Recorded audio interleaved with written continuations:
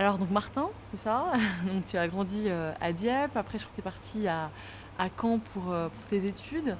Et après, il y a eu ce voyage pour la Jamaïque et le déclic de vouloir te consacrer à la vie musicale. Ce déclic, comment il est venu? Euh, il est venu, d'abord j'ai découvert la musique à l'adolescence. Vraiment, j'ai découvert ma passion pour la création bien avant ça, mais la guitare, le chant, c'est vers l'adolescence. Et le reggae, c'est venu en même temps, quoi. J'ai eu la passion pour le reggae. Après, la Jamaïque, c'est venu bien plus tard. C'est venu une fois que j'avais commencé à faire mes armes, déjà à bien tourner en France. Mais ouais, le déclic, c'est vraiment venu, je pense, du reggae jamaïcain anglais vers l'adolescence, quoi. Ouais, c'est ça.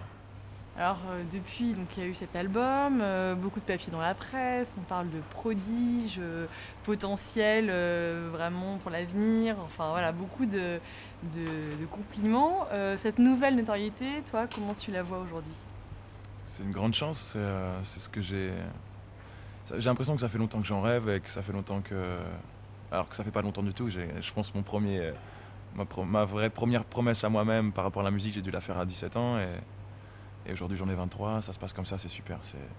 Moi j'apprécie de voir des gens qui se déplacent dans les concerts partout en France, même ailleurs, dans d'autres pays. C'est une grande chance, quoi. Je vois ça comme un cadeau du ciel, quoi. Et j'essaie d'en faire quelque chose de bien, quoi. Alors tu disais aussi dans une interview que le web, sans le web, peut-être que tu n'en serais pas là. Est-ce que vraiment ça a été un élément accélérateur pour gagner en notoriété, peut-être plus grand public? Ouais, je pense qu'aujourd'hui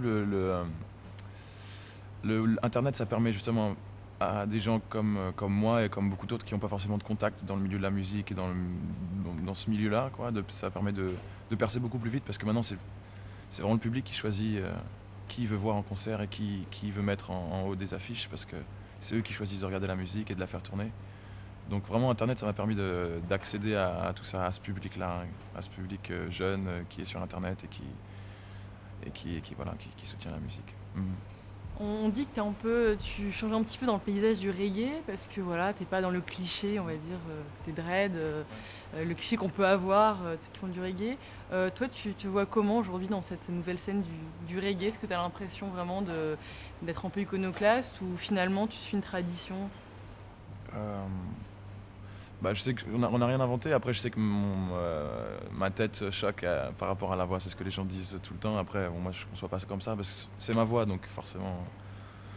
Je pense que la différence aujourd'hui, c'est qu'on fait un espèce de mélange de reggae hip-hop. Bon, c'est pareil. Encore une fois, on n'a rien inventé, mais c'est juste que c'est une évolution dans le reggae, quoi. Et on apporte une certaine fraîcheur dans le reggae, mais je parle pas seulement en France. Je parle dans d'autres pays. C'est la même. Il y a une jeune génération qui se réapproprie le reggae et qui retourne c'est assez marrant parce qu'on retourne à un vieux reggae roots, donc c'est-à-dire le vieux reggae jamaïcain, et justement on le modernise par l'apport de ce hip-hop ou de cette touche un peu plus urbaine, et donc c'est ce qui se passe dans le monde entier, je pense.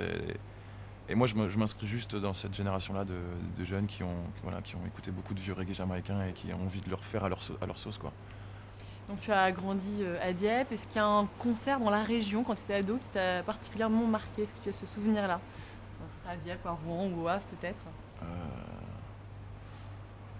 Je sais pas, je pourrais me dire, mais en étant diepois, il y en a un qui m'a marqué quand j'étais tout petit. C'était quand Mano était venu sur les pelouses de Dieppe. Voilà, je crois que c'est un des seuls souvenirs que je garde de ce grand concert qu'on avait à Dieppe.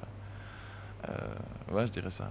Mano. Après, bon, je me souviens de plein de concerts dans Rouen, notamment même au Bateau Ivre où j'avais eu la chance de voir Danakil il y a quelques années. Aujourd'hui, il remplit des grandes salles, quoi. C'est vrai que dans le coin, il y a pas mal de concerts et pas mal de choses. Donc, on a eu la chance de pouvoir voir pas mal de trucs, quoi. C'est vrai que, ouais. Tu parlais des pelouses de Dieppe, justement cet été tu as donné un concert là-bas. Est-ce que c'était pour toi un moment particulier d'être finalement à domicile? Ça change quoi? C'était vraiment agréable. J'avais déjà fait des concerts à Dieppe comme à Rouen, tu vois, des trucs dans des bars et tout, mais c'est vrai que là, la différence, c'était que, comme je t'ai dit, Mano, c'est mon souvenir sur les pelouses. Donc, le fait de jouer, pareil, sur une grande scène, sur les pelouses, c'était vraiment énorme, énorme. Cette fois-ci, on a été accueillis par la mairie, on a été bien accueillis, logés dans un super hôtel, voilà, des trucs incroyables, quoi. Revenir à la maison, ouais, il n'y a qu'à Dieppe que ça peut arriver, ces choses-là, ce genre de sentiment par rapport au public. Le public, je me reconnais très bien dans le public, quoi, parce que c'est des jeunes qui avaient mon âge il y a pas longtemps, il y a encore 5 6 ans. Donc, ouais, c'est magique, quoi, de revenir chez soi. Ouais. Alors en album, là, la tournée se termine. C'est quoi les prochains projets là, dans les mois qui viennent? Donc la tournée se termine le 28 décembre. On essaie de caler un truc, c'est pas encore sûr, mais peut-être que on essaie de caler une petite date prochainement à l'étranger pour le Nouvel An et partir. Et après, moi, je refais un voyage en Jamaïque, donc d'1 mois et demi, de janvier à février, pour divers projets et puis pour faire un petit break aussi. Ensuite, on repart en tournée. Ça reprend le 28 février et on est reparti jusqu'à septembre.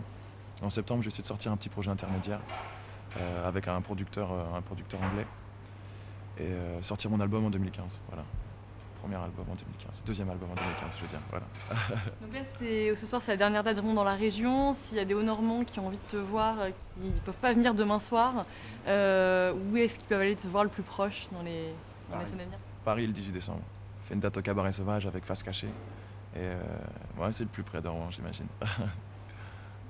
Merci. Merci à vous. Merci beaucoup.